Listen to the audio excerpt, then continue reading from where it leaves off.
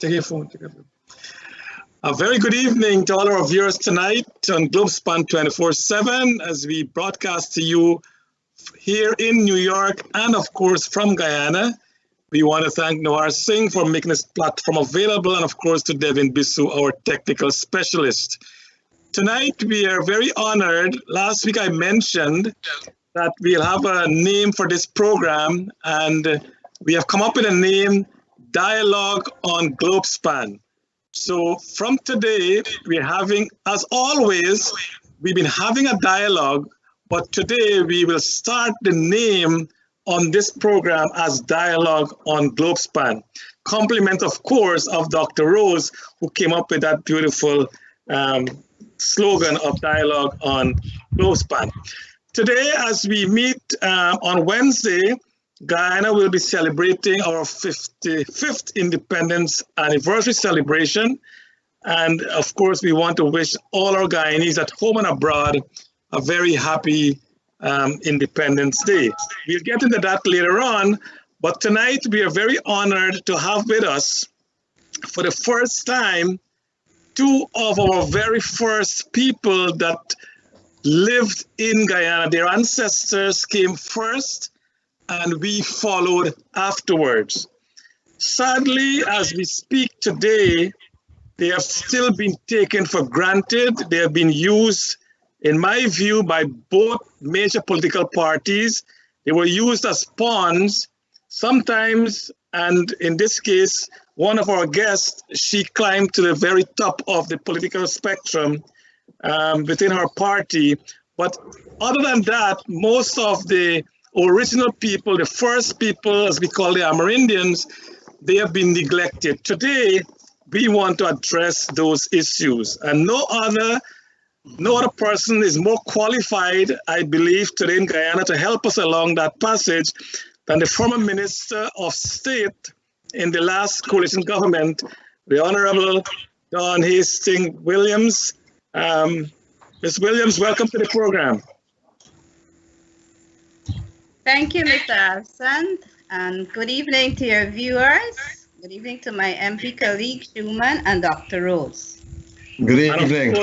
And of course, the Honorable Lennox Schumann, Deputy Speaker to the National Assembly and leader of the Justice of his own party that we'll talk about later on. Mr. Schumann, welcome to the program. Well, good evening, Charles. Good evening, Dr. Rose and my colleague, Ms. Williams. I will say it's always a pleasure to be here, and I say good evening to your viewers. It's been a long wait for us to have this dialogue, overdue, and I look forward to it. Definitely, and of course, my co-host, Dr. Rose. Welcome to the program. Good evening, Charles, and good evening, Mr. Schumann, and also Mrs. Williams. Ladies and gentlemen, when I started this program a minute ago, I mentioned about our anniversary being 55 years of independence. And definitely we have come a long way. Could we have done better? The answer to that will be definitely. But what we have learned over these 55 years is that the policy of the government and the program of the government, if that policy and program locks out large segment of the population, development is definitely not going to happen the way we want it to happen. And that is what we have seen over the last 55 years. The two largest groups, the two largest ethnic group in Guyana, of course, the Guyanese of African descent and Guyanese of Indian descent, they have actually been, we think Guyana belongs to these two groups. The coastlanders, of course, believe that, but of course, Guyana is much larger than the coast. Tonight, we will focus on our original, or the fourth largest population in our country. We have the Africans, the Indians, the mixed race, and then come after that is the Amerindian community, or First People. I believe today. Ladies and gentlemen, I don't know if you have listened to the president over the weekend on Saturday. There was this dialogue on the diaspora initiative, and for if you listened, I don't know if you sense the the genuineness, I believe, of the president. I think he spoke from the heart.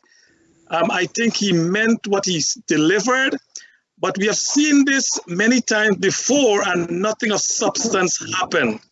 I believe, and we want to discuss that too, that Guyana really need an annual investment of at least $5 billion in direct investment annually for the next 5 years. If we can do that, Guyana's development will be leapfrog into the future, and we will have a great country, a country that will become the Singapore or the UAE or whatever you want to call it of the Caribbean. We can do it. But Guyanese in the diaspora that the government is gearing their attention towards is very divided. Sometimes I believe it's more divided than we are in Guyana. And over the years, both, whether it's the PNC, the APNU, the PPP government has spent hundreds of millions of dollars in Guyana trying to bring our people together. But very little was spent for the diaspora coming together. And I'm appealing to the government today that to bring the diaspora together, it costs money. There need to be some investment to bring us together. And when we come together with our limited resources and with our technical skills and whatever we have, we can now, together with our brothers and sisters back home, build a country that all of us will be proud of. So I'm appealing to the government to please let us work together to get that done. Having said that, Minister Hastings, I want to start with you. I know you were, when you became minister within the Ministry of Communities in 2015, your portfolio, you were not a cabinet person at that time. You were not a member of cabinet. Later on, you were transferred to the office of the presidency and you became a cabinet minister. After the no confidence vote, after the court matters that disqualify Guyanese with dual citizenship to become ministers, you replaced Mr. Joe Harmon as Minister of State.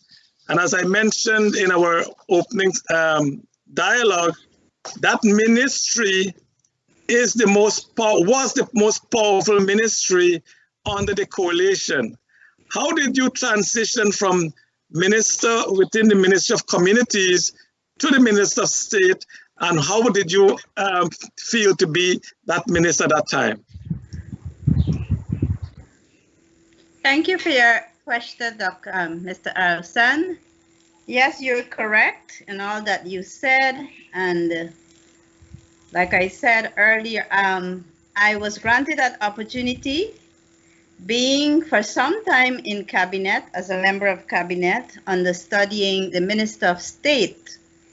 It was like knowing what would have happened in the future.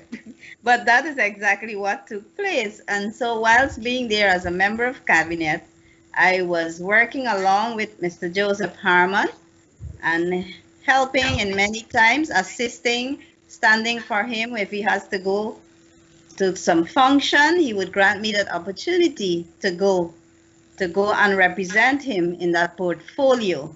And so there was a plan. So it was not that much difficult for me because I was in a transitional phase while being a member of the cabinet. And so when I took over, I was already acquainted with many of the responsibilities that the Minister of State held then. So the transition was not a big surprise and a big challenge for you not to undertake? No, I will not say that, being that I was there. Okay, wonderful. Mr. Schuman, you were the Deputy Speaker, and I believe you were the first Amerindian to hold that position. You're also the leader of your party. Your mute is on. Can you tell us exactly what has been happening over the last year now that you're a member of Parliament and Deputy Speaker? Charles, let me say thanks for the question. I think you asked the Honorable Don Hastings Williams a very pertinent question, and I want to circle back on that in a little bit. To summarize what has transpired in the last year, I would not do Guyana's history enough justice if we were to recap all of the things that have and have not transpired. I mean, if you look at what transpired in the last year, at this point, we were going through a very strenuous process where APNU itself fought against the recount, and it was taxing. And all of those things did not conclude until, I'd say, August, when the president was sworn in. After that, it was a matter of trying to figure out how to, well, not how really, but when to convene Parliament. We had to sit down with the joiner and decide on how we're going to approach certain subjects. Then Parliament was finally convened. After that was convened, there was a tabling of budget for 2020, which was never done prior, or which was not done prior. And then it was right into the preparation of budget for 2021. And it has been a very loaded year. We've seen a lot of semantics, a lot of shenanigans in Parliament, which I think do not do the House the kind of justice. It does not do the people the kind of justice. And all of these things, we've witnessed those firsthand. You could go on YouTube, you could go online and look at it. You could go to the Hansard and listen to it. There have been some blatant disregard for the standing orders. And all of those things, I cannot say that it has been the hallowed halls that it was meant to be, but I think that there has been quite a bit of progress made. I will not defend the PPP's agenda. I think they have enough of an opportunity to do that. But I want to say that there has been progress made considering what transpired 2019, 2020. Thank you, Mr. Schuman. Dr. Rose? Yes, Mr. Schuman and Mr. Hastings. Mr. Hastings, the honorable member, I should say, can you give us a background of yourself? Not too many people know about you. Thank you for that question, Dr. Rose. I am Mrs. Dawn Hastings Williams. I hail from a small indigenous community called Kako. It's found in the Cuyuni-Mazaruni region, in the sub-region 2 of what we call the Upper Mazaruni. And we people there, we tend to call it Upper Maz for short. And I belong to the Akawayo tribe, the native tribe of Akawayo. I can speak the Akawayo language fluently. I am a teacher by profession. I was the head teacher of Jawala Primary School when I was called to serve as a member of parliament. And so I was born to both parents who were Akawayo. I am the first of my 5 siblings, and 3 of us are teachers from the family. Myself, I'm a head teacher. My sister, she's also a teacher, and one of my brothers. So I hail from a family of teachers. Thank you. Okay, now this question is for both of you. There are coastal and interior Amerindians. The coastal Amerindians are what we call Carib, Arawak, and Waro, or Waru. And the interior Amerindians are called Akawalo, Arikina, Barima Carib, Makasi, Potamona, Waiwai, Warpeslania. So, okay, if I may help you, Dr. Rose, if I may help you, Dr. Rose, I know. I can help assist you. Akawayo, my tribe that I belong to is the Akawayo tribe. Okay. The Akawayan, which is like a sub-tribe of Carib, and you have the Akawayo, the Makushi, the Patamuna, the Waiwais, the Waraus, and of course the Arawaks. Okay. So my question to both of you: are there inter-tribal conflicts among these groups, and if so, why? Mrs. Williams, you want to go first? Oh, well, not much that I've known of today. I've read a lot of history about interconflicts among these, but what we're having a lot of intertribal marriage, and you know, Mr. Schumann can attest to that, and even interracial marriages. Like for myself, I have a husband who's mixed with Amerindian and African descent.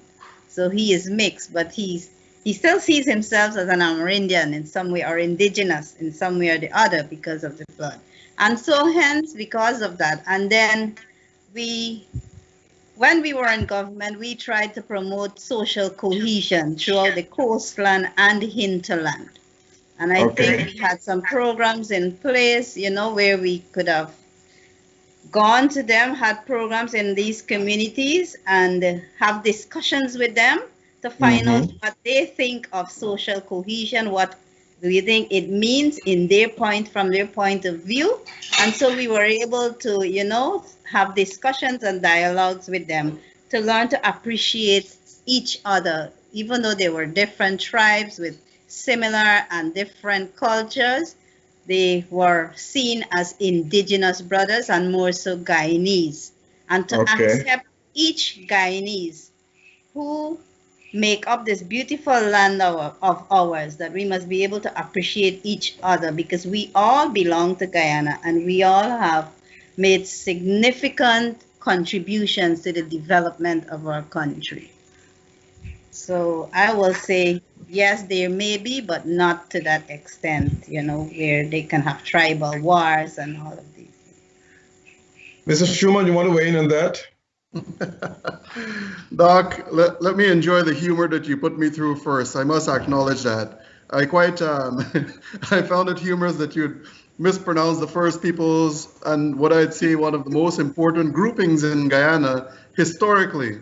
I tried. It's not. They're not common names. You know that. I will give you an A for effort, and I must correct my honorable colleague that the United Nations recognize that the indigenous peoples of Guyana are not tribal people. They're actually considered nation unto themselves.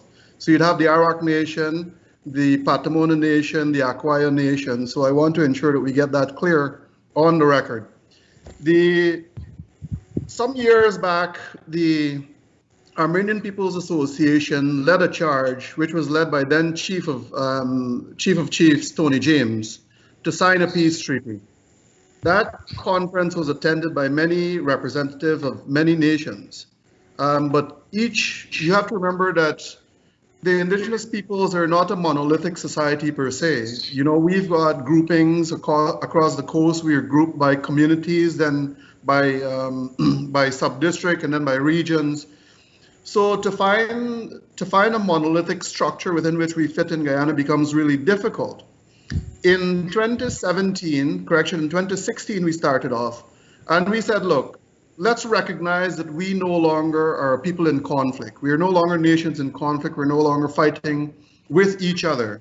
We don't have open wars. We may have some border conflict between nations. Yes, we do. And we had attempted to have a peace treaty signed at the National Two Shows conference.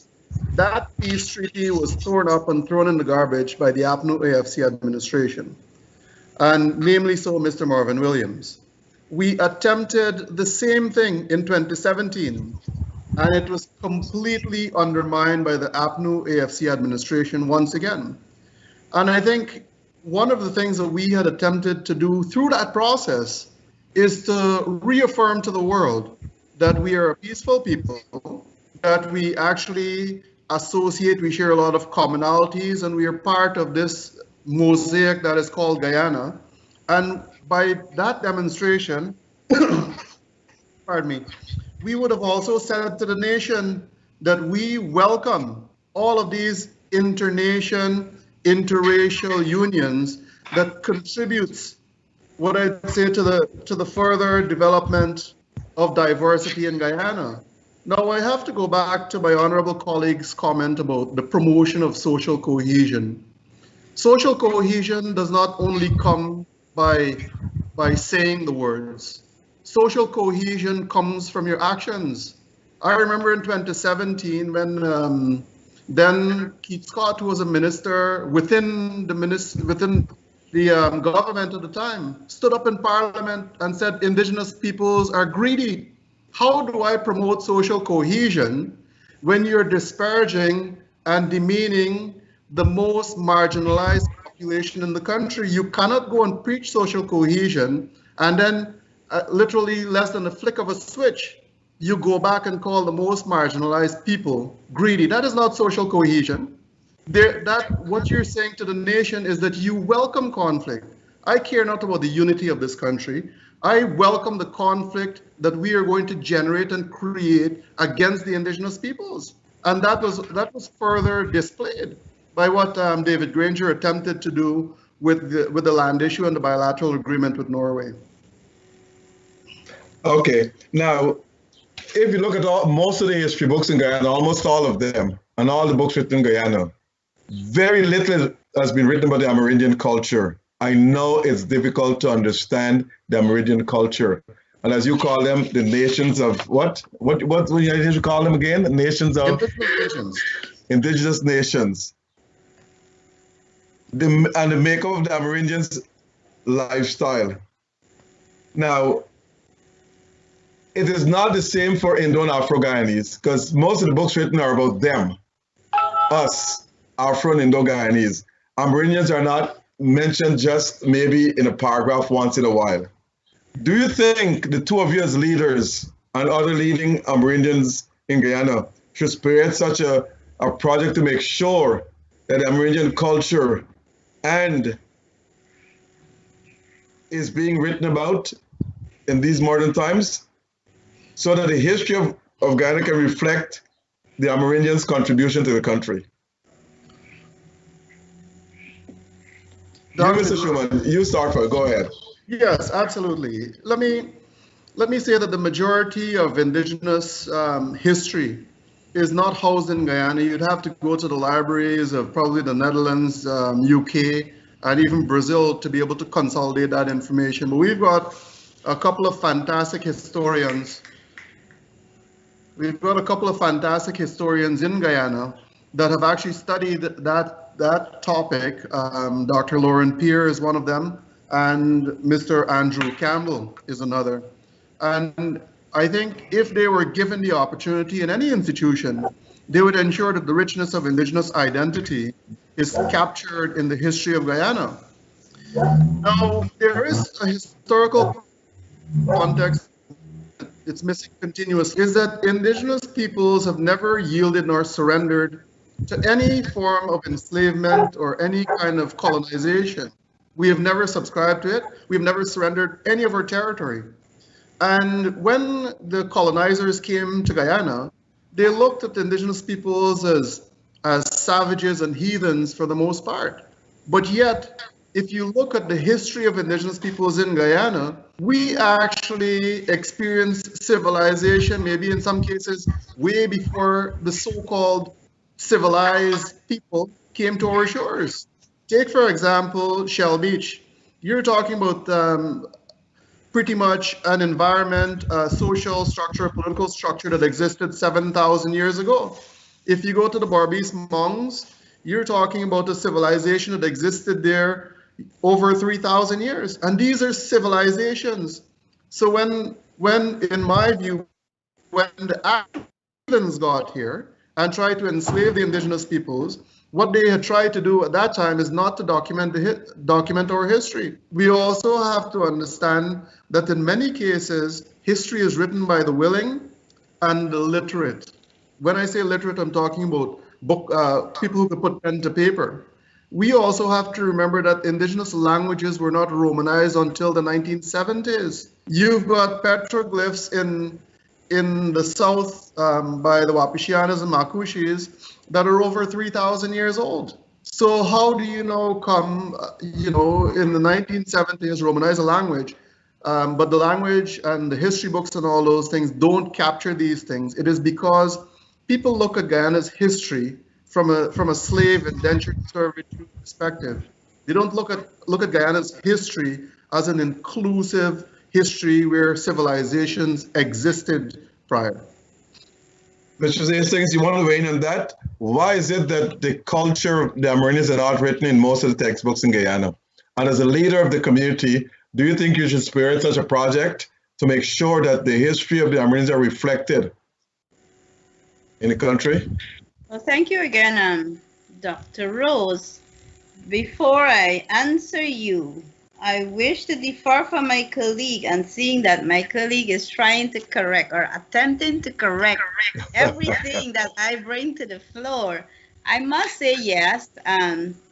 You did correctly said when we were starting the program that both governments, the PPP and the APNU, had failed our Amerindian indigenous. I prefer to use the word indigenous because I have some reservations to the word Amerindian.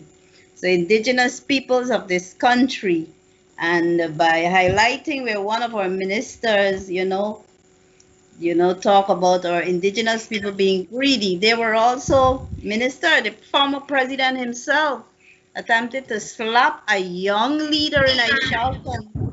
Many times under that administration, our indigenous brothers and sisters weren't granted that opportunity to freely express themselves, even to the National Tushaus Council. This is where all the Tushaus and the senior councillors meet annually. It was either the permanent secretary or the minister took control of the meetings. But Mr. Schumann, I'm sure he can attest and agree with me that under the APNU AFC, he himself, when he was the deputy chair for the National Tushaus Council and the chair for Tushaus, they were granted that opportunity. We were only invited when needed to attend these meetings. They ran the Tushaus Council themselves. It was not the permanent secretary directing who should speak for how much minutes, who shouldn't speak. And it is this time of the year, it is that one time, that special time where all these Tushaus are brought together. And so I wish to differ from my colleague. And yes, of course, on both sides. So we have failed our indigenous peoples from the previous administration and the administration that I belong, where I was a part of. Okay, a quick question before Charles comes in. Why there is okay, go ahead. Much, yes, go ahead. And why there is not much history recorded. I think the same thing our indigenous brothers and sisters, they were looked upon, I must say, to a point, maybe they were looked upon, even though we were known as the first people, we were probably thought of not having that knowledge, that intellectual knowledge. And of course, I must say to you that not many of us were granted courses in linguistic or not, because when I say I can speak my language very well, it is my form of identity, but I found it a little difficult in writing it. I can speak fluently, but writing it, I realize and I recognize that there are some words that are glottal, and that we in the Akawayu, instead of having 5 the vowels, we have more than what the English language has, because we have many of the words that are glottally made, and you have to speak it in such a way to pronounce it properly. And so few of our indigenous brothers, like Desiree Fox, the late Desiree Fox, I know she attempted, who also hailed from Upper Mazaruni. And the University of Guyana needed to do much work in preserving and documenting the culture of our indigenous brothers and sisters. We had attempted on our APNU AFC, we launched a program where we asked the schools in the country and some organizations, to let us work together in including these languages in our curriculum. And so the Ministry of Education had started, I must say, but we were not able to complete it. But we had begun some programs whereby we could have documented these stories that were told and tell and write stories, children's stories that they can read in their languages. because there are some books that are produced. I can tell there are some dictionaries, if you do your research, that were produced in Akawayo and Arawak. But of course, there is much, much more to be done to preserve our culture, the culture of our indigenous. Okay, a quick question before Charles jump in. Now, past and present governments since independence have created a Ministry of Amerindian Affairs. How effective has this ministry been over the years in helping Amerindians? And do you think that Amerindians have been treated fairly like the rest of the other ethnic groups in Guyana? Mr. Hastings? Well, thank you again for that question, Dr. Rose. I must say we have not reached that point where I can say exactly that yes, our first people have been integrated fully to be participated, because what you see happening today, I can only speak for the government that I was in, and I can tell you about the things what we did in order to integrate them and to include them. Yes, we did a lot of work trying to improve and develop the lives of our indigenous brothers under the Indigenous Peoples Affairs that was headed by Mr. Sidney Alicock then. I can say that he tried his best to the best of his capability and with the resources that was available to that ministry. We did a lot of developmental work in many of our indigenous communities trying to improve, because I believe our role as parliamentarians are representatives of our people. And when we do representation, we must ensure that the lives or the livelihoods of our people are improved or better. And so we have tried. I know the previous government have tried, but I believe that we have much, much work, more work to be done in order to integrate our indigenous brothers and sisters to enjoy the good life that we all would want to enjoy. Mr. Schuman?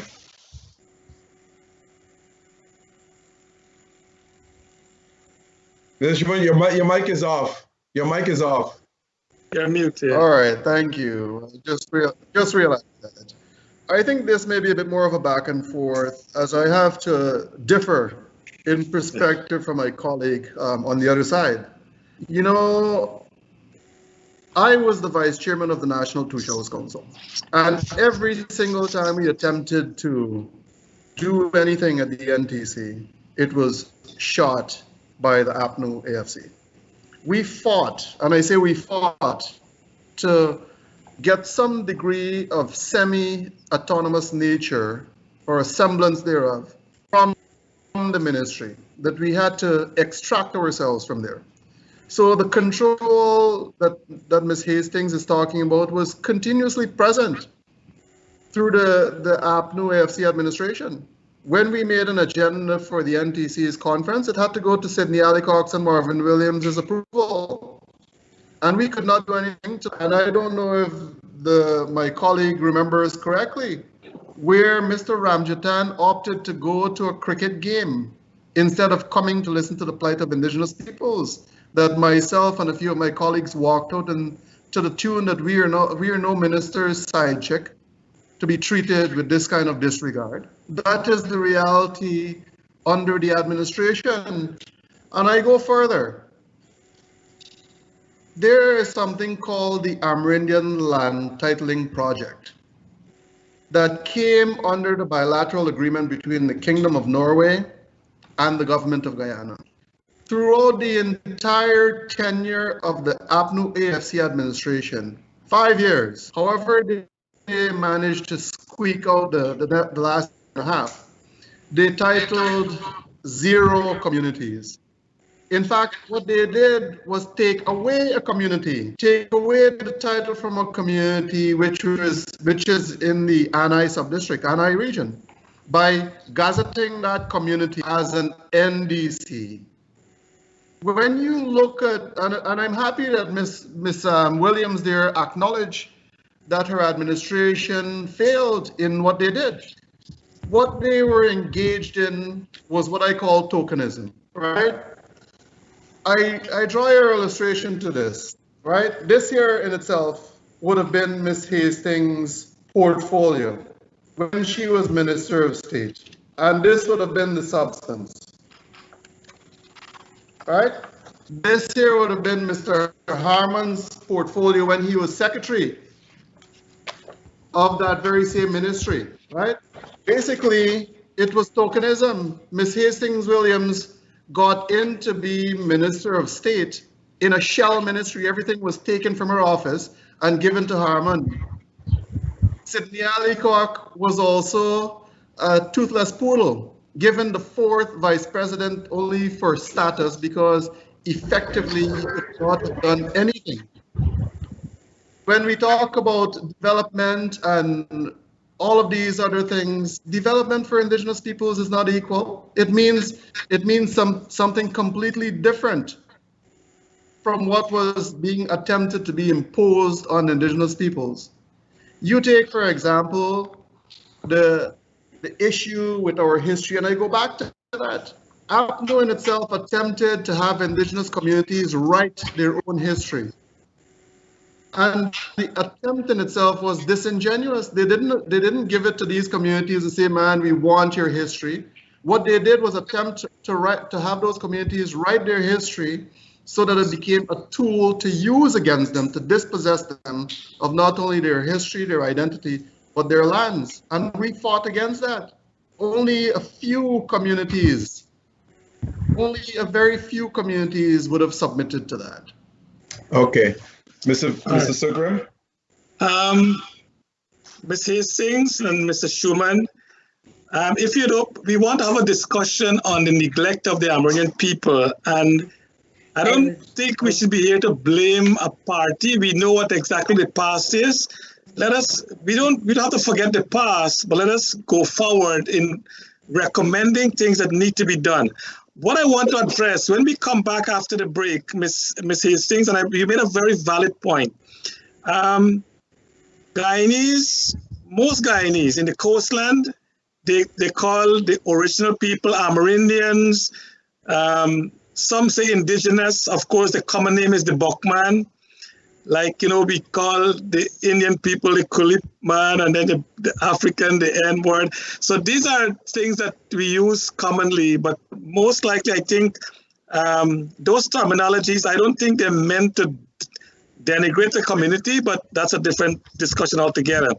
When we come back, I want us to tell us exactly why we shouldn't call our original people Amerindians, but indigenous. And maybe that's the way we can start in the next session. So let's take a break now, and we'll come back and we'll discuss that. We'll be back. AllFromOneSupplier.com has all your grocery needs, plus all of your West Indian items. Purchase all your groceries and all your West Indian items from one place and get free delivery to your homes and free shipping. AllFromOneSupplier.com has free deliveries locally in New York and free shipping to all U.S. states.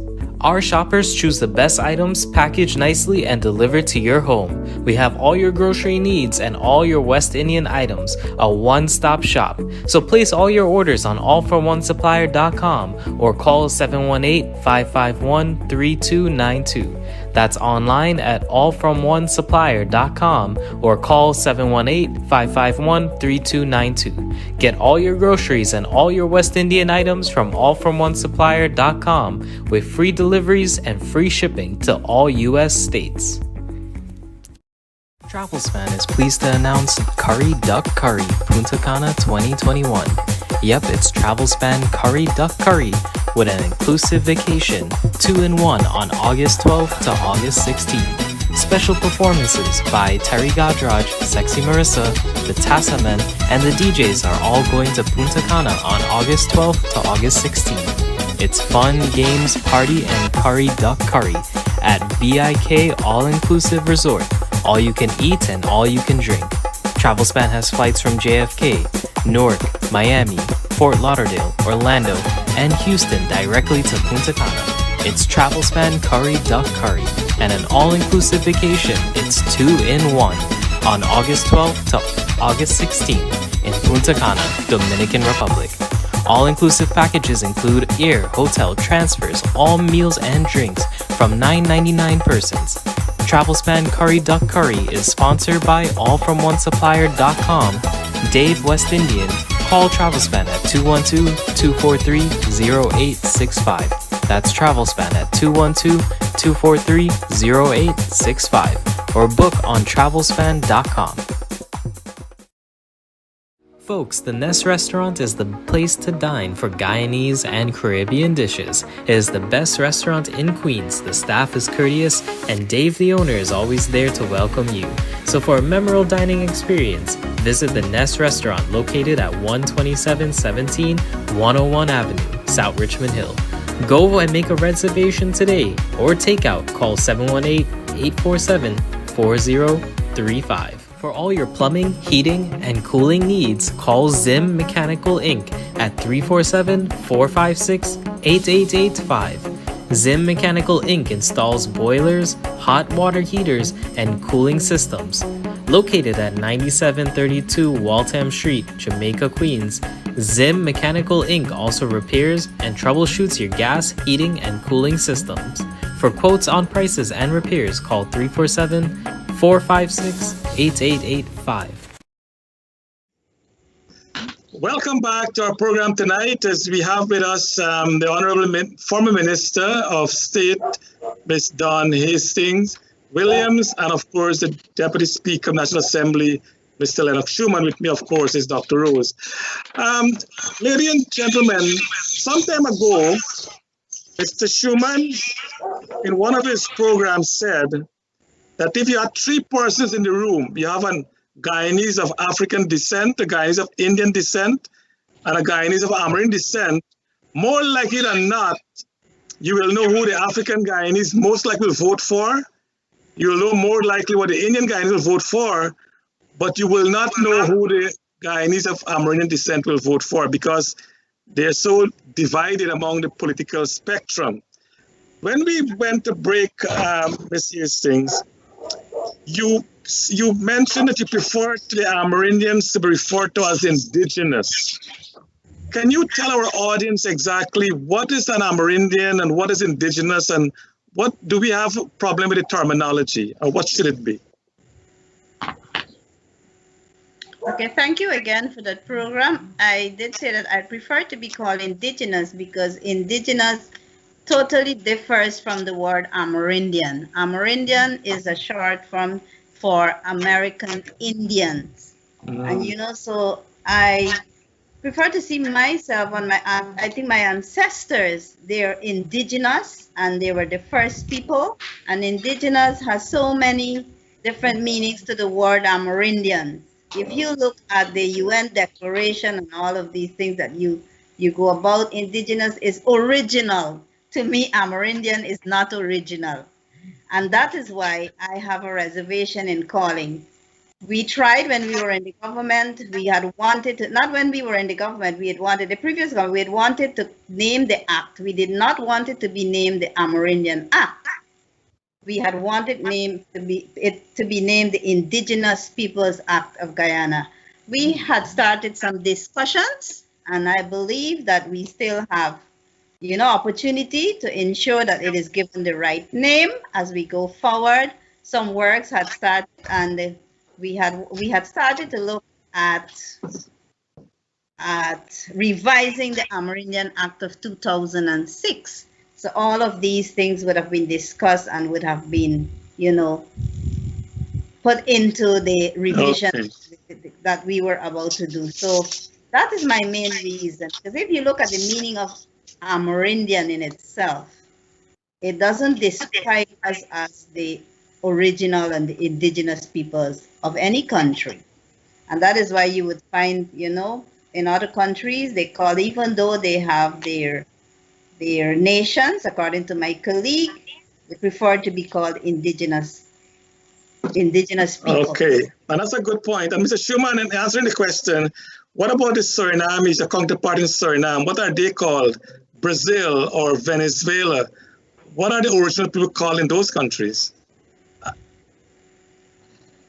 Charles, thank you for the question. It is a very pertinent and relevant question, but let me start back where my colleague might have picked up, right? There is this fantastic book here. It's called The Constitution of Guyana. And within this constitution contains the very same two words. If you look at the description of the coat of arms that is found on page 262, it says there's a Cacique crown that is recognizing that the Amerindians are the first peoples of this land, right? Correction, symbolizes the Amerindians as the indigenous peoples of the country. The Constitution does not go about defining what is indigenous, right? The Constitution has an Indigenous Peoples Commission as one of its constitutional commissions, and it references indigenous peoples quite a bit. One of the disingenuous things that I think that the APNO AFC administration attempted to do is to change the name without first defining the people. We know that at least stemming and the government in itself simply showed their hand a little bit too early when Keith Scott stood up in Parliament and said that, you know, the indigenous peoples are greedy, and then only to find out now that Eric Phillips and the ACTA, of which David Granger himself was part of ACTA, you've got quite a few other very notable Guyanese who are part of ACTA, wanted to swoop in under the definition of indigenous peoples because they were trying to displace the southern nations of their identity and wanting to take 15,000 square miles of Guyana as their keep, as reparations. So that in itself would have been a failed attempt. I think in order to get to that point, and I quite support my colleague here, that when you look at the United Nations Declaration, it talks about the rights of indigenous peoples, but we have not done the work to define indigenous peoples in Guyana as yet. I personally like the word indigenous because I think it represents me, it represents my people's history, and it represents us, it recognizes us as the first peoples. But when you've got another grouping that was brought to our shores and wanting to come under that umbrella and saying that I am now indigenous, part of the indigenous peoples of Guyana, well, you were not part of the first grouping that was here. So it was a disingenuous attempt by the APNO AFC administration. We know that in Brazil, they call them indigenous peoples. In Suriname, they've got a variety of names for them. In Belize, they call them the Mayas. You know, Peru, you've got the Incas. But within those groupings, they also have a variety of other identities or nations under that grouping. Okay. In my view, it is something that requires a lot more work.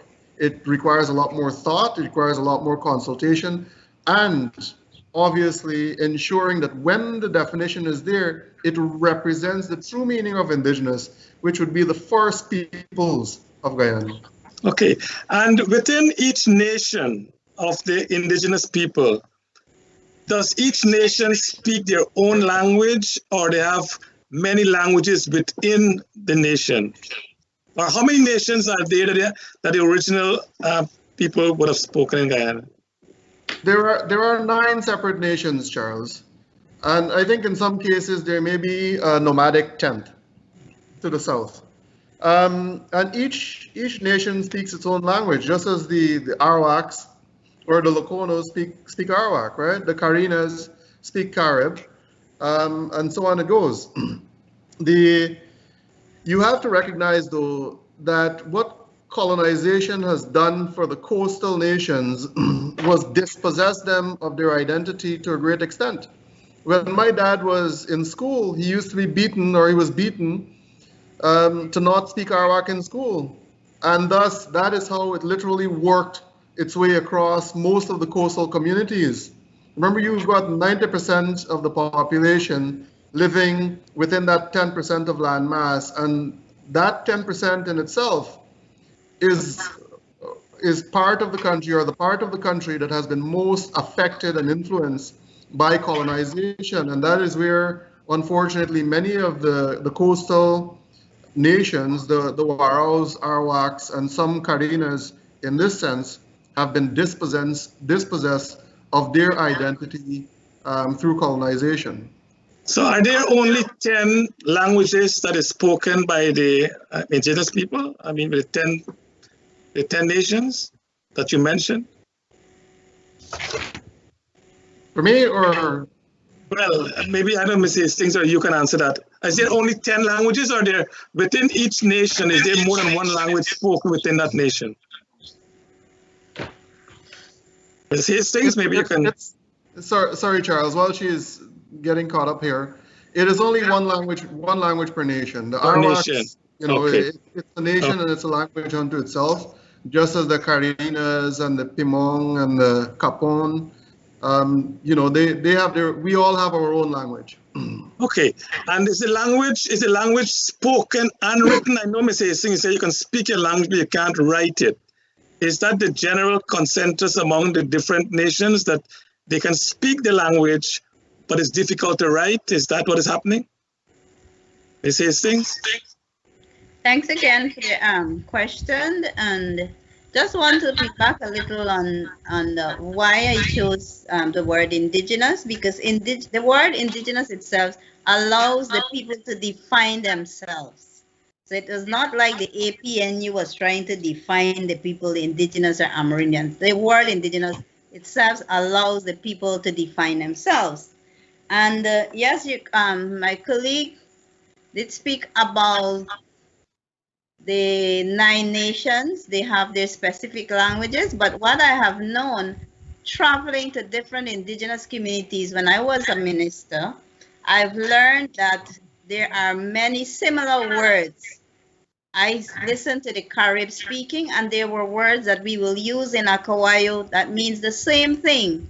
I went to the Patamuna tribe in the Seperuni region, Patara Seperuni region. The Patamuna and the Akawayo are much similar. I can understand almost everything when a Patamuna speaks, and that's because most of the words are similar, and hence Arikuna too. There are some words that Arikuna will speak that I will. So I can relate to the Arikunas, I can relate to the Carib, I can relate to the Patamunas. I haven't much heard or had a conversation with the Waraos and the Arawaks and the other tribe, on the other nations. But they are peculiar. I've also observed and noticed that we've borrowed some Spanish words, even in Akawayo. We say perro in Akawayo for a dog, and in Spanish is perro. We say paga in Akawayo for a cow, and in Spanish is paca. Paca. So we have some of them are borrowed from the Spanish perhaps, and some English. So it's a language that if you study, very interesting. Because or the Spanish borrowed from you. It can be the Spanish borrowed from you as well. Borrowed from us, yes. That's the indigenous. Probably the Spanish borrowed from us. Okay, is there the language written as well, or there's no written language in the different nations? Well, I think attempts have been made. I can write just as the way I speak and the accent I use, I can write it. But if a linguist is to come to study that thing, that's why I said I realized that there were some glottal songs in our language, Akawayo language. And so we came up with a linguist, a vowel called a barred I and a barred U, besides the A-E-I-O-U. Okay. And if I were able to follow this, it's very interesting because language in itself defines who you are. Definitely. That leads me to the next question that I really want to ask both of you. Charles? Each nation, I presume, Lennox. Let me get in there for a bit. I think my colleague might have touched on a point of sensitivity to the indigenous peoples. I said previously that indigenous languages in themselves were not Romanized until the 1970s. And for the most part, our language is defined by what I'd say an intrusion of alien languages, as Ms. Hastings put it, right? You've got Spanish words that would have infiltrated our language. You've got English words that would have infiltrated our languages. And we had to define them in relative terms.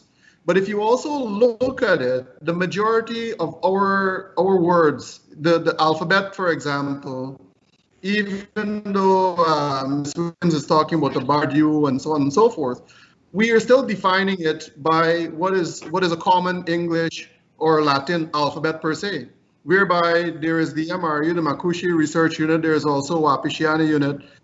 They have actually gone a lot further than that and started to define their language based on their history, not necessarily in reference or utilizing, the common 26-letter alphabet per se. Okay. And that leads me into the next question I want to ask is that I guess each nation will have their own cultural practices. Can you elaborate on some of the cultures that the different nations would have? And my other question is there any cultural activity that transcends all of the indigenous nation?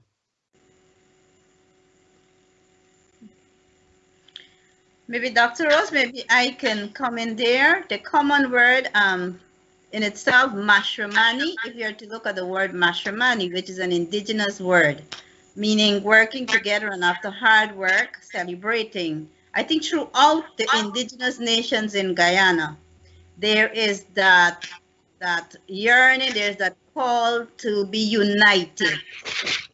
That, unity, when we unite together, whether you be in Akawayo, Arikuna, Patamuna, or Arawak, there is that road. When you go to these different communities, we see ourselves as one.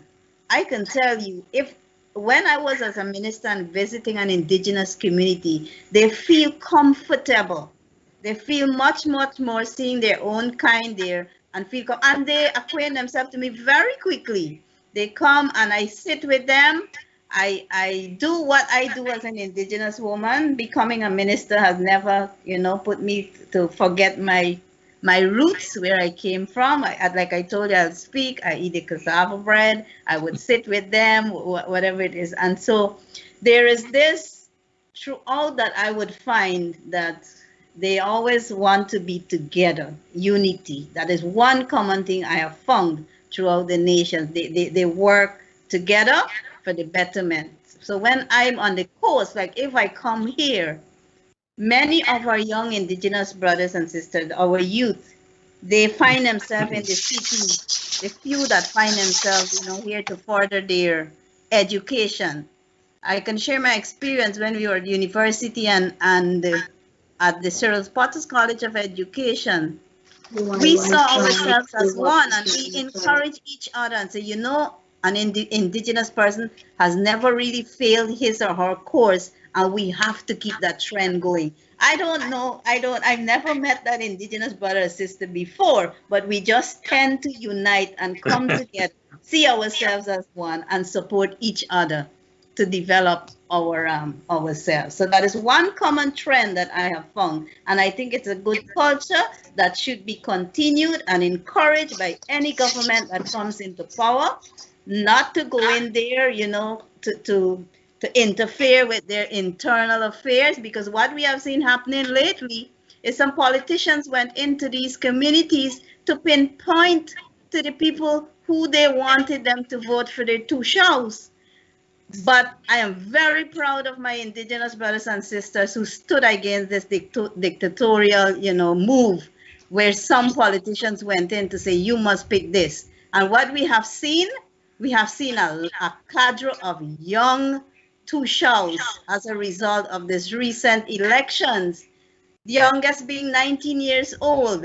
Yeah. And I'm quite sure, I have no doubt that these young people, given the right opportunity, given the right environment, the resources, and the freedom of authority to rule or to govern their communities, they themselves, with the help and the support from the government, they will do well to develop their communities. Okay, and Lennox, I know you you made the headlines with your gear, with your traditional, your nation, gear that you went to Parliament with and to the court and so on.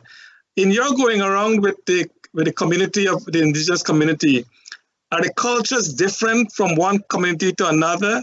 And my wife was just telling me here that when we went to school, of course, we are talking about different tribes. I guess that was an Englishman term to call the indigenous people tribes rather than nation. Do you have anything to say about that? Well, I think I would have dealt with that matter already in terms of tribes and nations, right? Yeah, yeah. But I'd be remiss if I did not have an opportunity to address, Miss Williams here, the honorable colleague, in that it is unfortunate to hear that when the tables have turned, that there are falsities that are coming to the fore. It is the very same APNU AFC administration that attempted to remove me from the NTC and remove me from my community with some contrived charges, which were completely dispatched.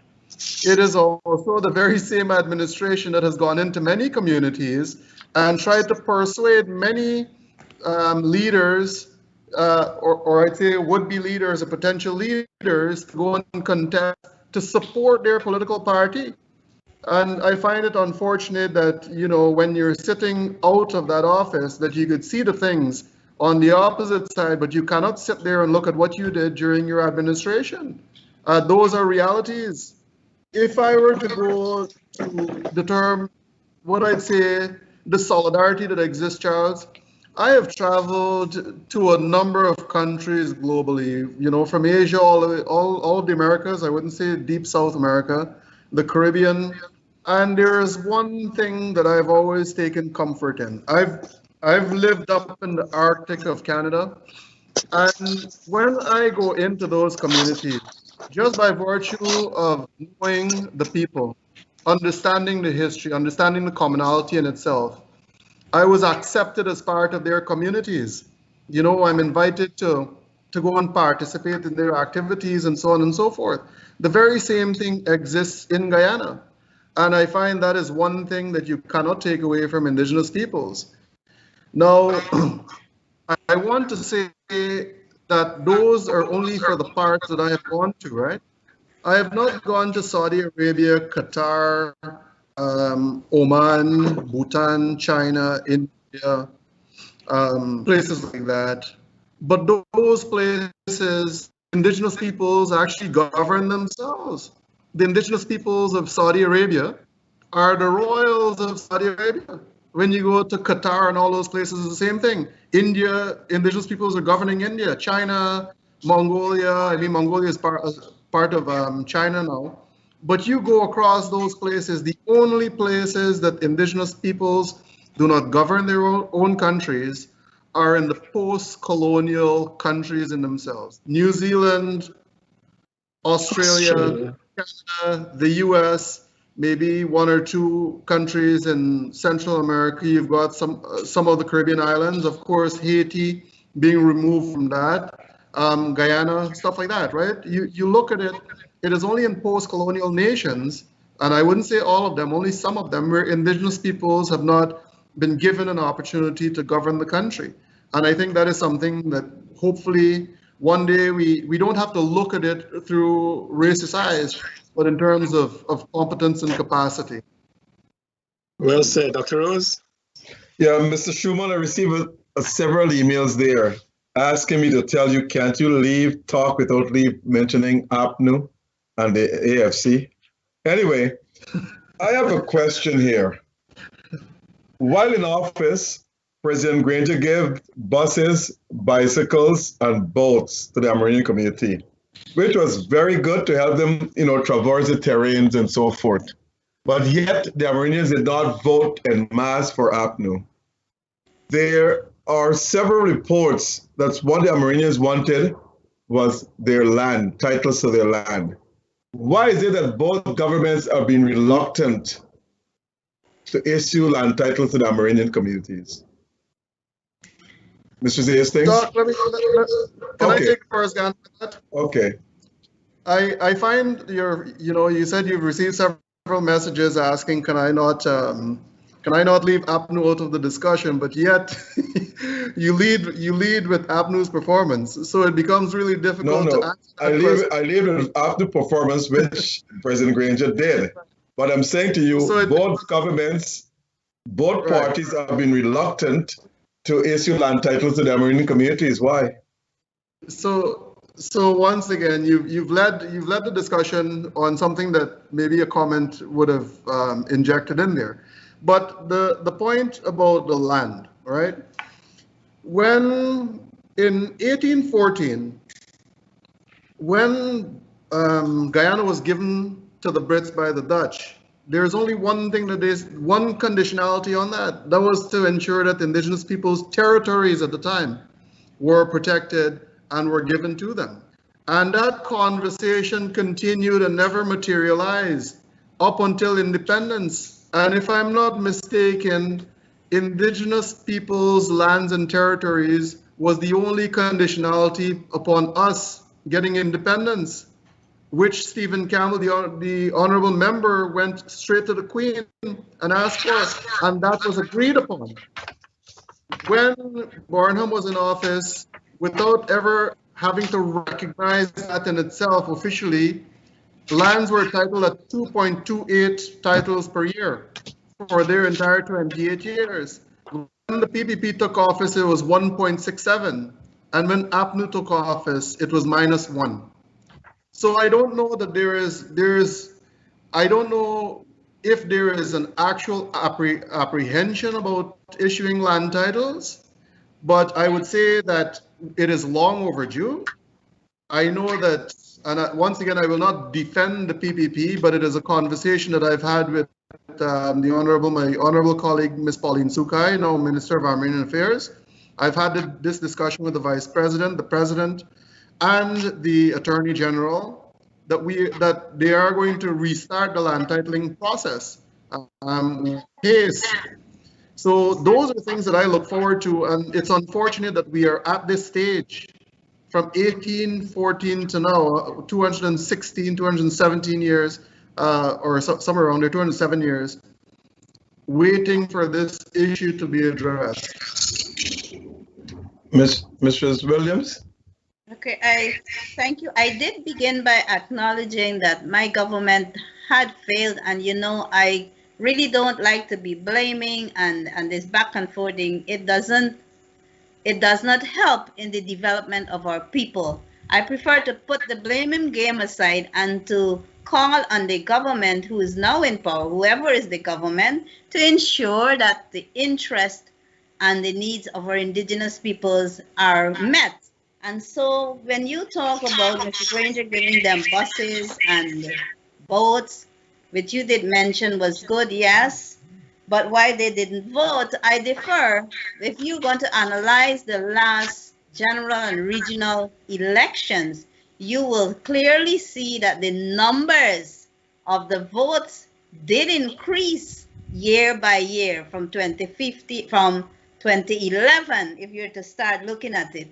The numbers, you will see that there was an increase for the votes. It differed from previous elections. And you ask why isn't the land title granted? Why the both government were so reluctant? It became complicated, I must say. The PPP did attempted to grant land titles to indigenous brothers. I was already a member of parliament, and I can clearly recall that the president then, Mr. Donald Ramatar, handed over some titles to indigenous Tushaus during the NTC, and a couple hours after, they were taken back. The titles, the documents for the titles were taken, and that is what we inherited when we became government. Those titles were taken back from these Tushaus because when they realized that mining concessions were granted by the GGMC, by the government then, those which were a part of the land that belonged to indigenous persons. So it became complicated after a while. And that is why we in the APNU had launched a lands commission, because we realized that many of our indigenous communities and lands were being undermined by mining. Mining concessions were granted under the previous, without the knowledge of our indigenous peoples in many cases. Because my community in itself, we found out that there were some mining concessions granted without consultation. And as indigenous people, we're very much serious about the FPIC, the free, prior, and informed consent. We are very serious. And when you're coming into communities, you have to have consultations with us. And so my colleague will tend to say why we didn't see that. Well, we saw it. We realize it. What happened then? And so we try to work, but these are things that cannot be done overnight. It takes Agreed. time. It cannot be done overnight. If you study the history of the Brazilians, indigenous, and all those who still maybe haven't gotten their indigenous, they fought for years, and until they were able to gain their land. So yes, like I said at the beginning, both governments who were in power failed indigenous people, but my being here tonight is to represent my people, not to sing about my super or when I was a minister. I don't want to sing about it. I want to ensure that the mistakes that were made previously not be repeated. And so we did. I can recall handing over some land titles when I became the Minister of State at the Tushal. It was not many. I think it was like 5 or 6 land titles. Tasserine, I can remember, got the title. Some of those communities that we gave out, so they have their titles. But some of them had to have demarcation done. So there is what we call demarcation, and there is what we call granting of land titles. Many indigenous persons communities prefer their lands to be demarcated before titles being granted, and that calls for a lot of financial resources if you have to demarcate. And so I am calling on the present administration to ensure and to work towards not repeat the same mistakes that we had over the past years. We need to ensure that our indigenous brothers and sisters have rights to their land, so that, because land is life. When you go to an indigenous community, it's all about land. That's where they get their food from. That's where they get the materials to build their houses. They have spiritual connections to the land, to the rivers, to the rocks, to the mountains. Like, for example, there's this Marudi mountain that is, seen as a sacred site to our indigenous brothers and sisters. But what is happening? Again, mining concessions has been granted, and they are digging into the mountains. The mountain is losing its shape, and the people are crying. But who is listening? I want to come to that, about the mining. Indeed, not most, some of the Amerindian lands have been encroached by the mining industry and by the logging industry. Do you think they should be compensated for that? And do you think they should have a say in what happens to their land? By all means, I would say yes, Dr. Rose. They should be compensated, and they should have a say. And I did talk about FPIC. If you want to do mining, we're not totally against mining, because the Amerindian Act, or the Indigenous Act in itself, allows them to mine, but in a certain kind of way, not to destroy the river banks and the ships and all of these things. And I must tell you, indigenous people know to preserve the forest. They know how to preserve it. They do what we call, you might see shifting cultivation as something ancient and old, but the shifting cultivation in itself has its advantages and disadvantages, and more advantages, because shifting cultivation allows the trees to grow back. And so they move from that spot, allow the trees to regenerate and to grow back. So they have that way of preserving the forest. And I am saying, and I've been saying it over the years, that any development that is taking place in an indigenous community must have consultation, not information sharing. I was on another program the other night. If you run into my community and say, as a government, this is the plans that we have, in short, we see that as an information sharing. You are there to share information with us, but that is not consultation. Consultation takes more time, because we have to now do our own little reading, research, and to look and weigh the advantages and disadvantages. And we as a people must agree to that developmental project or program that you may be recommending or suggesting to us. Mr. Schumann, this question for both of you, but Mr. Schumann, I want you to go first. What would you like to see as development for the Amerindian communities?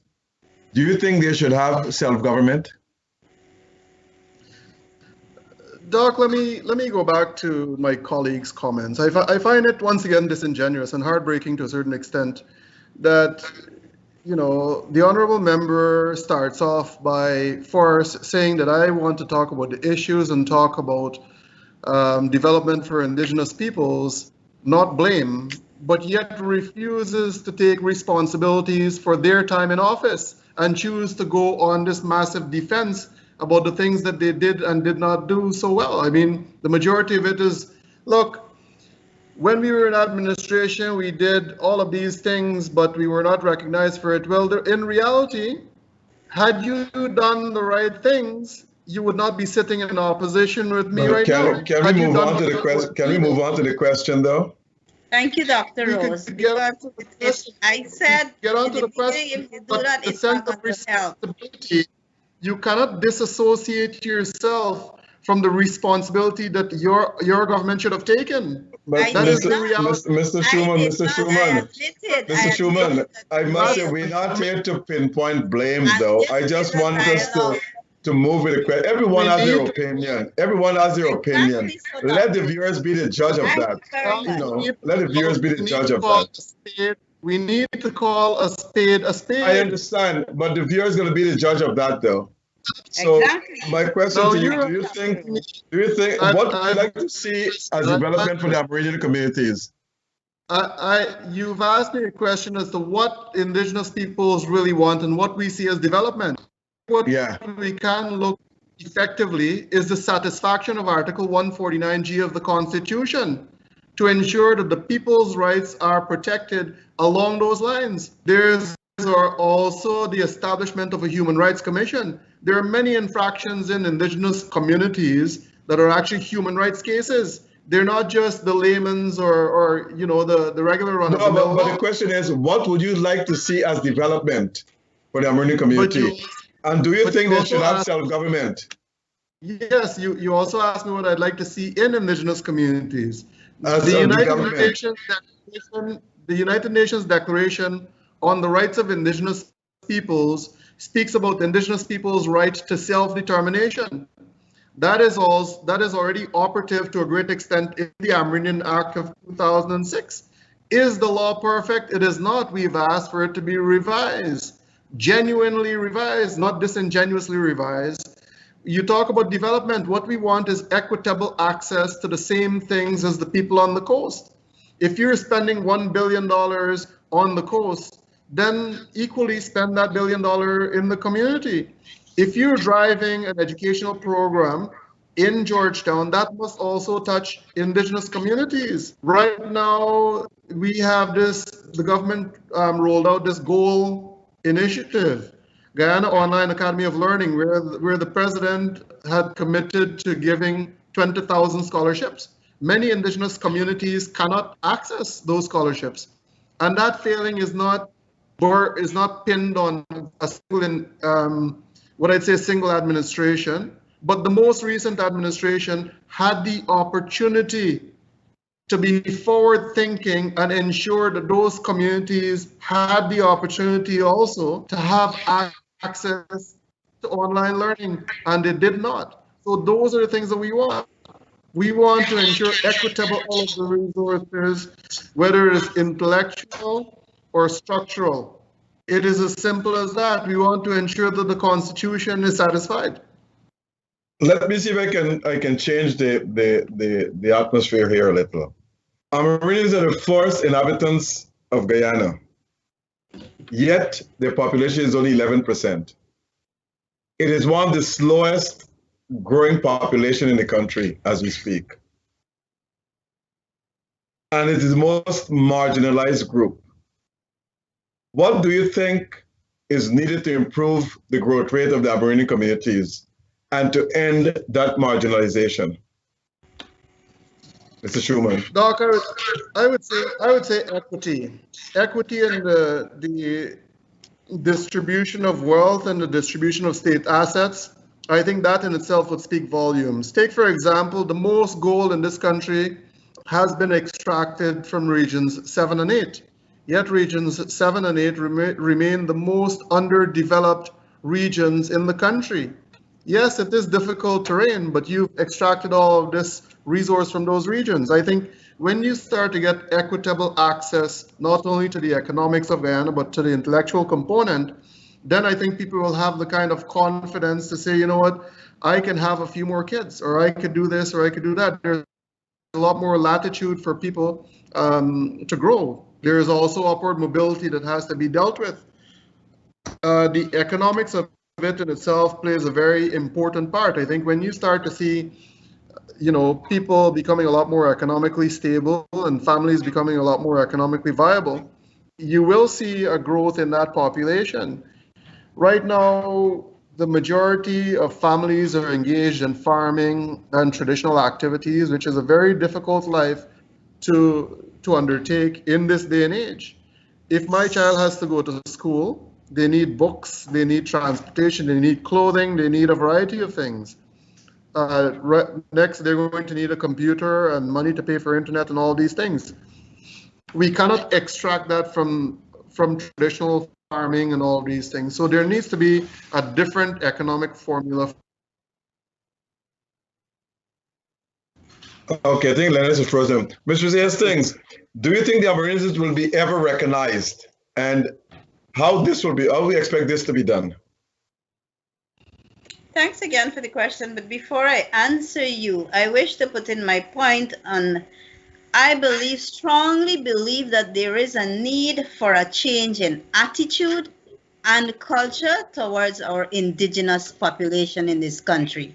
Unless that is done, unless the rule of law is upheld and the rights of our First People is respected, only then I believe that we truly will have development amongst our indigenous and brothers and sisters communities. We have to have a change in attitude and culture towards our indigenous brothers and sisters. Yes, they're the most vulnerable. And you asked an interesting question, why the population is so, because of what, like my colleague said, inequitable. There must be equitable resources to education, health. Look at what is happening during this pandemic. Even though we try not to blame each other, he also touched on that we did not do much for the internet connections. Yes, we did not do much, but like again I said, we started the program. We had on the e-governance over 175 communities were given hotspots. As soon as the first death occurred in March, when we were in government, we started to put things in place and we had hotspots. But what happened after August? They were working up to August because I visited before and I could have connected to internet with my cell phone in many of those indigenous communities. But it was not maintained after August. I returned to a few communities and you know what? They said, since the new administration came in, they were not maintained. I don't know what they did. I don't know what happened, but there were some things that were put in place. What the administration, if they were smart enough, they would have improved. But we have a culture in Guyana, and which personally I'm not happy with. When a new government comes, they had the LCDS program. When we came together as ministers, we improved on it. We did not put away everything that was in LCDS. We improved it and give it a different name, Green State Development Strategy. Why can't we as people, after a government demits office by way of voting out or whatever it is, through elections, sit down together as government and opposition, look at the things that worked and improved on it, than to be bashing it and saying that it was no good, and then you go back and do the same thing, waste a lot of money trying to implement another program, and then what happens? The people suffers at the end because monies are being spent. Monies are being spent and still we're running short on time. Yeah, we're coming. But Mr. Schuman, I want to ask you this question. Guyana is divided racially during election time between Indians and blacks, or Indians and Afro-Guyanese, Indo and Afro-Guyanese. But they've said that you have formed a third party, which is more an Amerindian party. Now you want to divide the country in 3 different sections. Amerindians, Indo, and Afro-Guyanese. What have you to say? Your mute is on, Lex. Your mute is on. I completely disagree with that analogy. I did not come here to pretty much to put another racial party in the mix. I simply came here to ensure that the indigenous people's plight is not on deaf ears, to ensure that we are heard. Me showing up in Parliament in itself and in court in itself in my traditional garb was meant to show the world and tell the world of Guyana and tell all of Guyana that Guyana is not only Indo and Afro, that the indigenous peoples are also here. And we also need a voice in this country.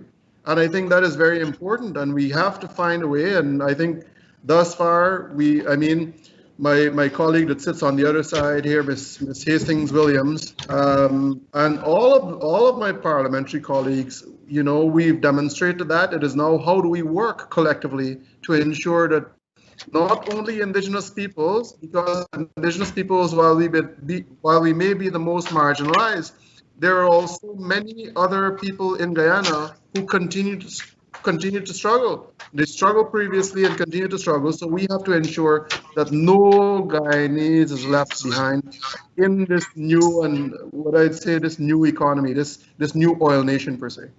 Okay, Charles. All right, gentlemen and lady, I think we have covered a lot, but I want to mention this in saying that in an earlier program, I did mention that on the coastland, Guyanese live on a narrow strip of land from Crabwood Creek all the way to Charity and the Essequibo.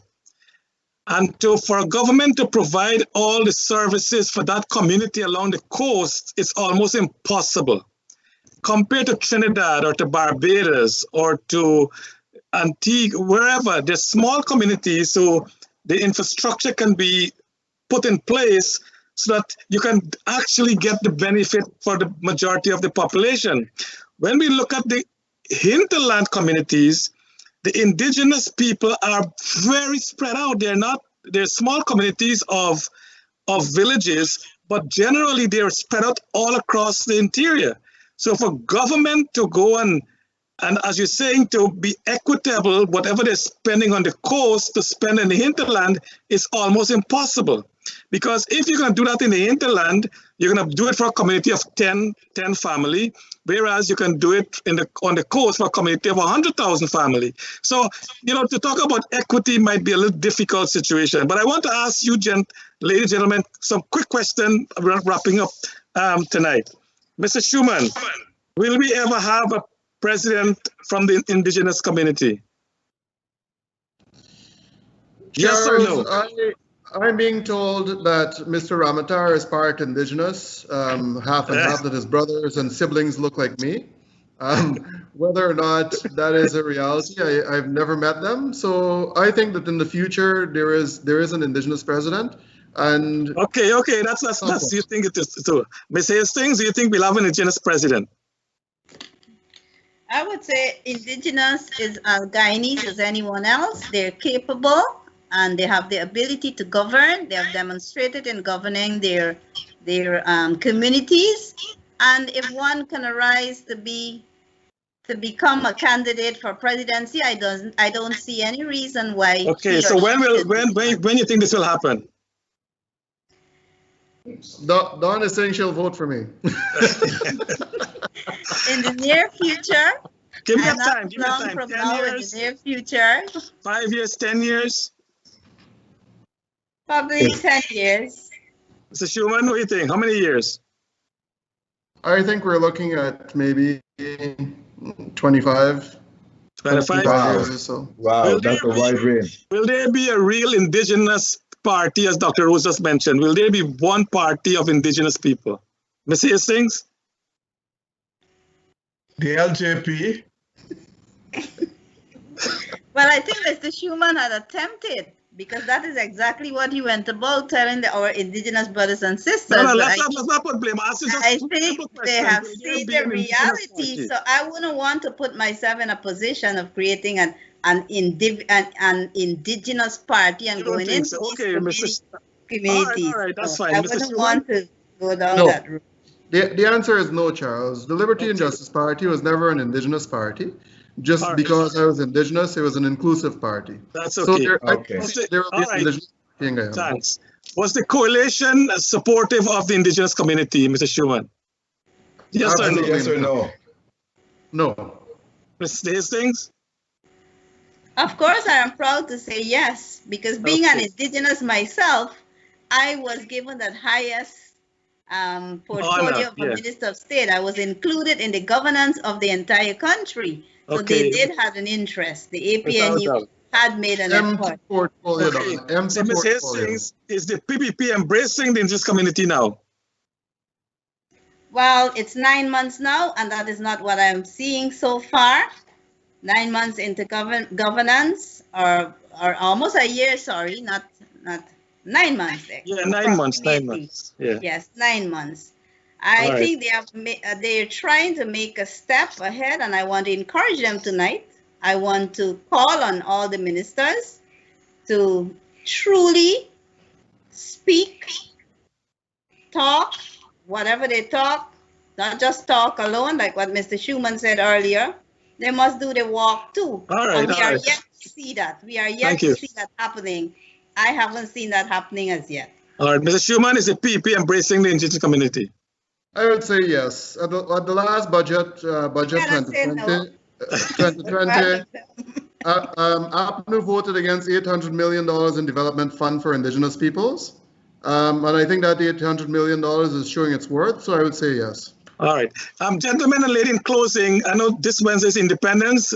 Mr. Schuman, would you want to send Independence greetings to Guyana? Absolutely. I will tell all my Guyanese brothers and sisters that are watching, who are listening, that our forefathers fought for independence.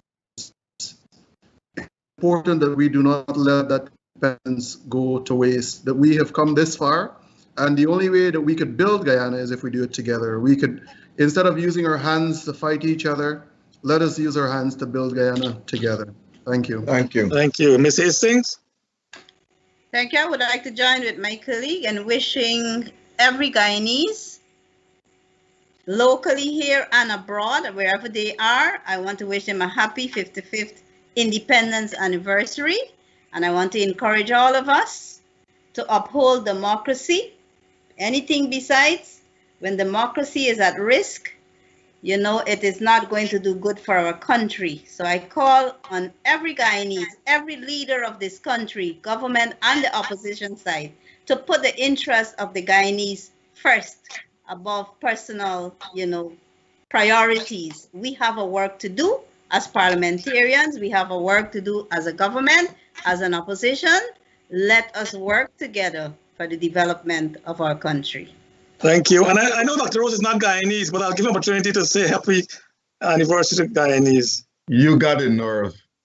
Now, I don't want to, I'm going to leave that out for the moment, but I want to use 3 words that are social stigma in Guyana, just to educate the population this. That's the black man, the coolie man, and the buck man, as you mentioned earlier, Charles. Now, I just want to let them know where these originated from. The black man is associated with people with black skin color, Afro, and that originated from Europe. The coolie man originated by the Portuguese in India 400 years ago to describe their physical labor. That is a person who does manual, unskilled work. And buckman, this will be surprising to most of you, originated in the United States. When the Pilgrims landed in Plymouth, Massachusetts in 1620, it was referred to the Amerindians because of their swiftness. They want to try to capture the Amerindians, but it disappeared in the bushes. So because they were swift, they said these are like people moving around and so forth.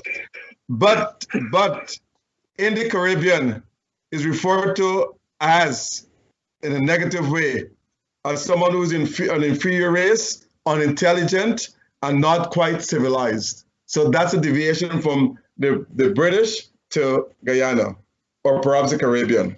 Okay. That's what I want to say. Happy Independence to all of you, and I thank all of you for listening on Dialogue on Globespan. And I want to thank you, Ms. Hastings, for being with us tonight, and to you, Mr. Schuman, and of course, Dr. Rose, and to our audience, and to Nohar Singh and to Devin for making this broadcast possible. Thank you so much for you all, and God bless you. God bless our great country as we celebrate independence. Happy independence to all of you. Take care. God bless. Thank you.